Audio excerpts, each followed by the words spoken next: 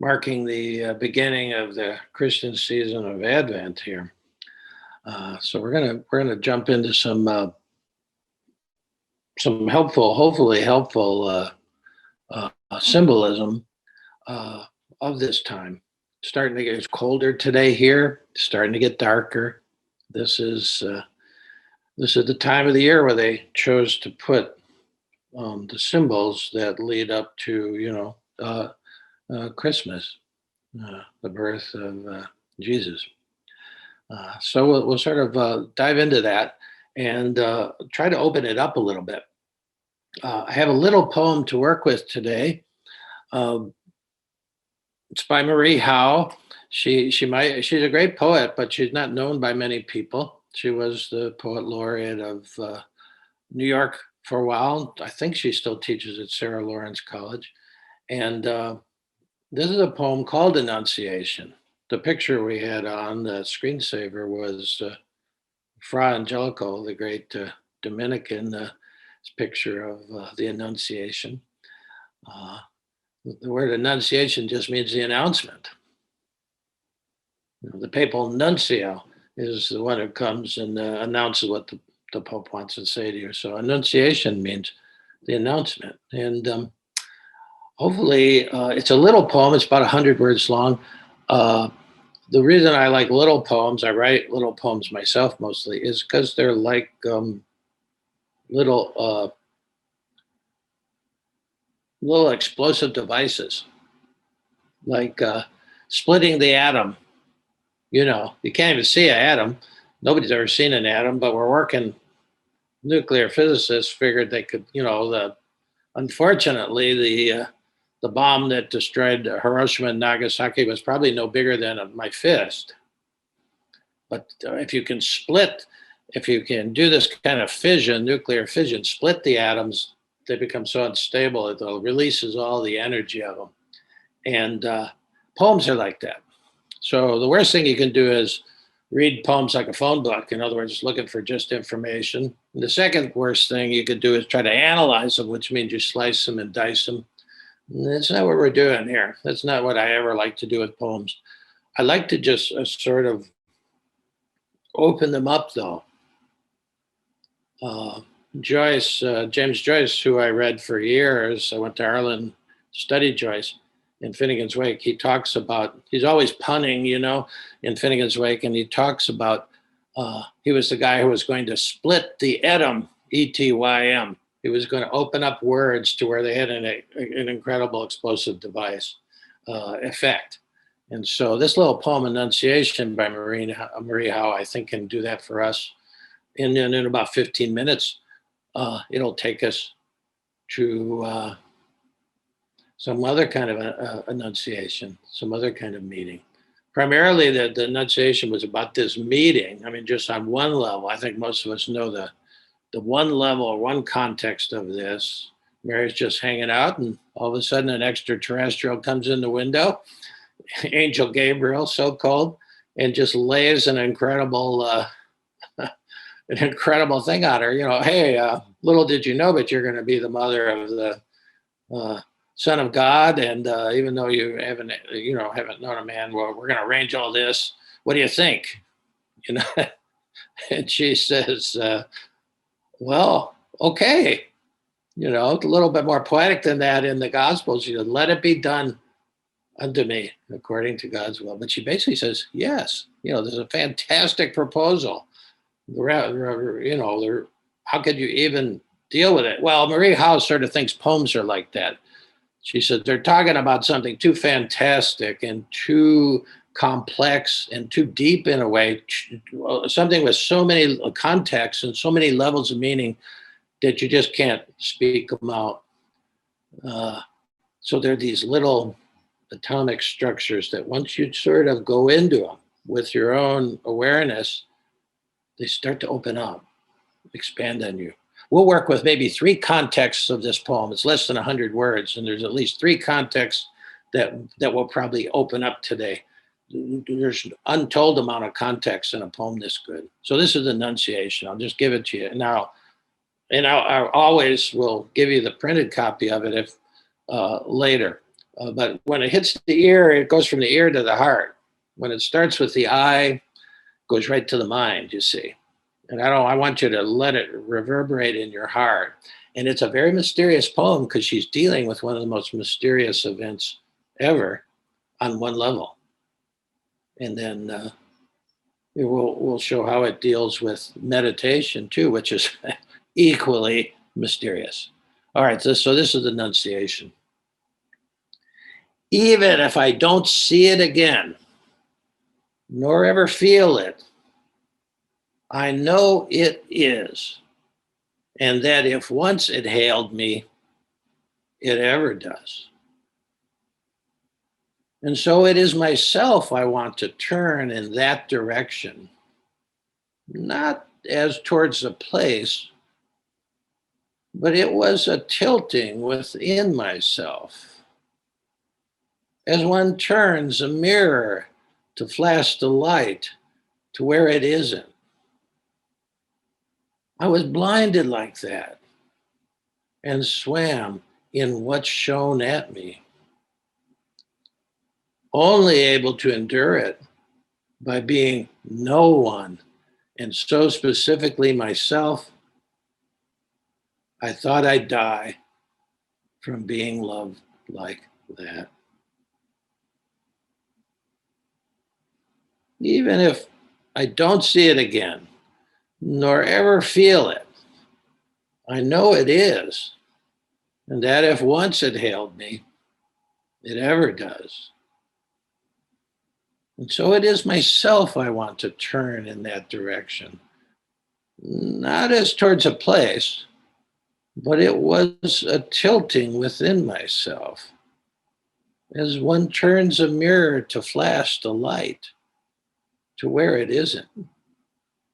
I was blinded like that and swam in what shone at me, only able to endure it by being no one, and so specifically myself.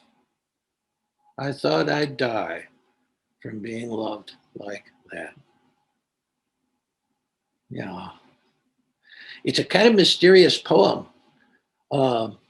I've worked with this poem a lot over the years, although I'm not sure I ever shared it with anybody in a group setting, but I've worked with it myself. And as a poet, I really admire it. For one thing, she uses it and that a lot in the first stanza. Even if I didn't see it again, nor ever feel it, I know it is, and that if once it hailed me, it ever does. She's that's an impersonal pronoun, and so you don't know what is it. See, it leaves a lot of room there, and she goes that way all along. So of course we have a context. When you see Annunciation, the it would be this metaphysical force, whatever you want to call it, this angel, this extraterrestrial that hails her, Hail Mary. But I think she's talking about a lot of context. And so she knows, first of all, even if I never feel it, I know it is. And if it once hailed me, it ever does. So there's a meeting here. And of course, we're always playing at the Christian level because that's, we know that. But let's talk about just on a personal level. When a meeting changes your life, and when an announcement changes your life, somebody finally announces, hey, I love you.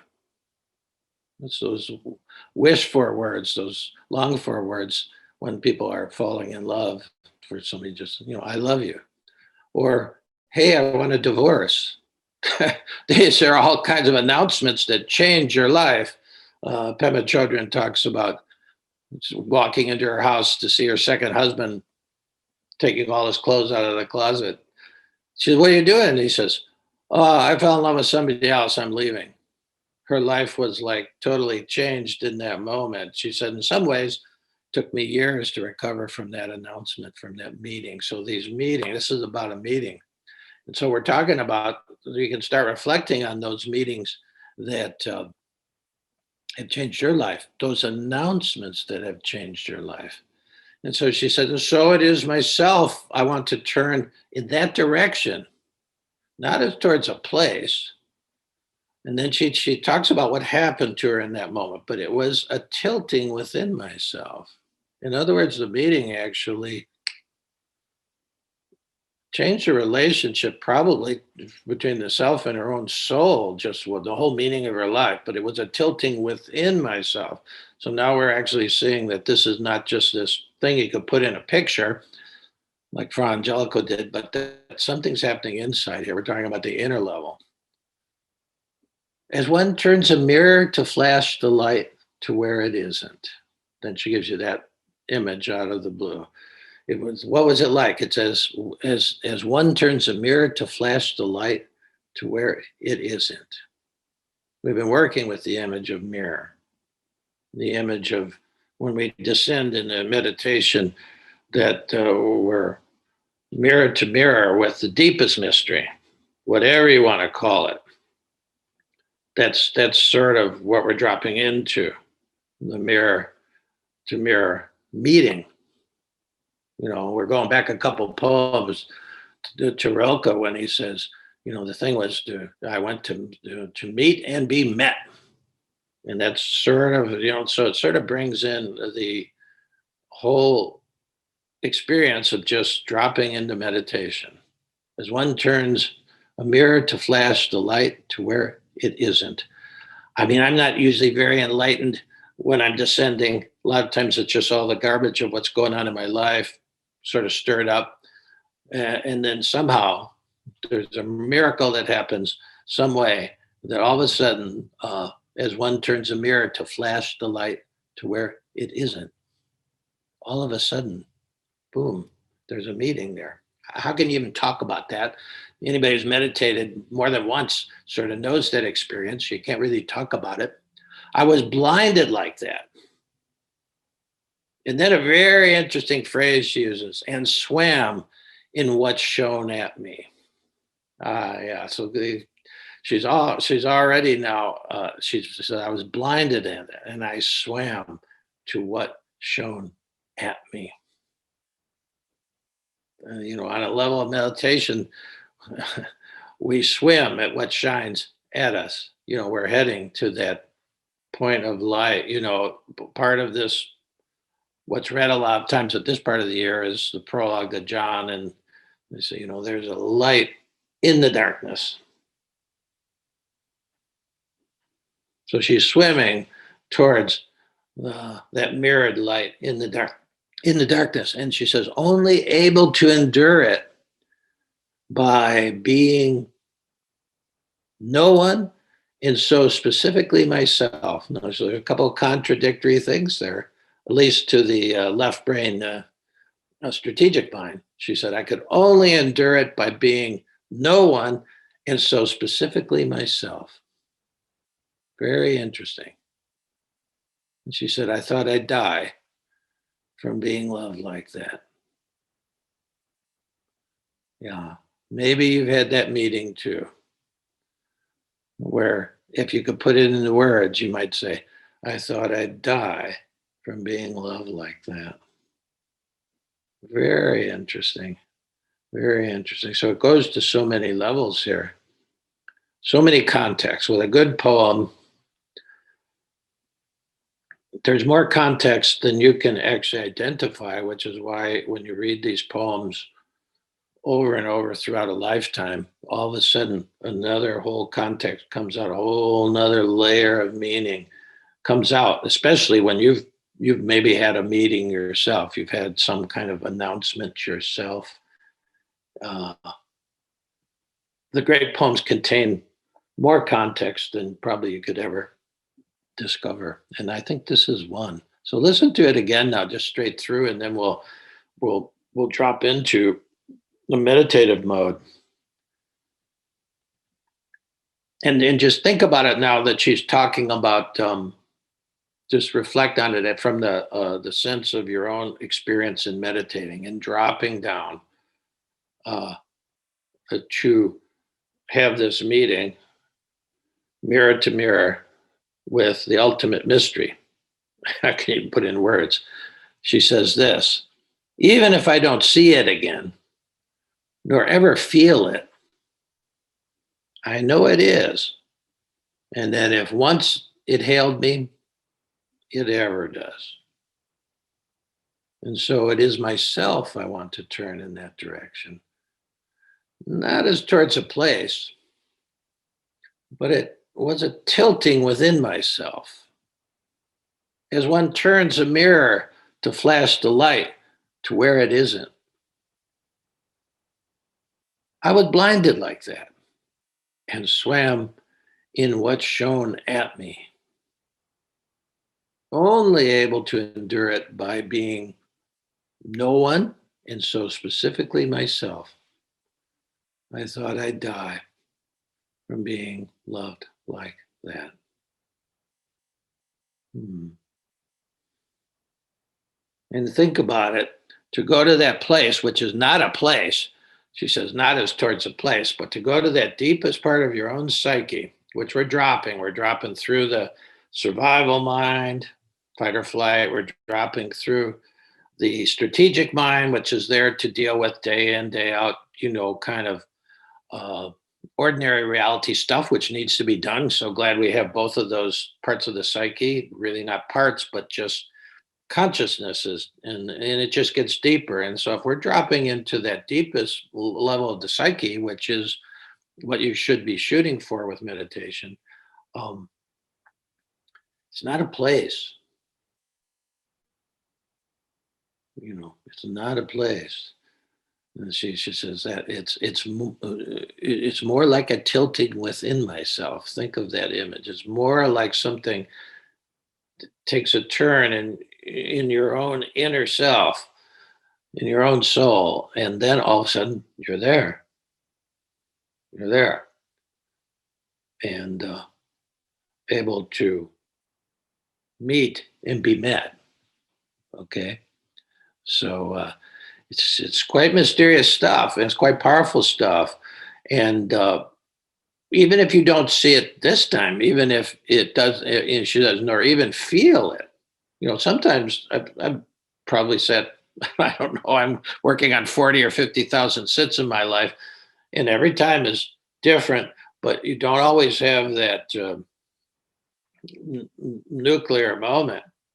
And she could be talking about that as well, which is even if I don't see it again nor ever feel it, I know it is, and that if once it hailed me, it ever does. Sometimes we're just not ready, and then sometimes it's so powerful that it's like, how can you endure it when you read the accounts of it? Most of the time, it's just a total surprise. Yeah. So let's drop into it. So let's go to meditation mode, and we can sort of reflect on that a little bit later if you like. But we're going to just drop down, and so you can get yourself situated, and we're going to go to the real meeting. The Quakers call the whole thing a meeting, the Quaker meeting. Well, this is the meeting that is the center of our bigger meeting, or our wider meeting here, when we're going to meet the mirror of the one. So I'll just give you a little invocation for that if you need it. Finally, we allow ourselves, finally, we allow ourselves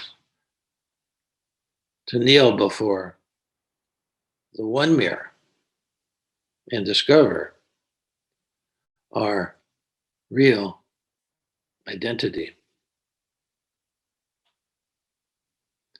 You surrender to the invitation to meet and be met.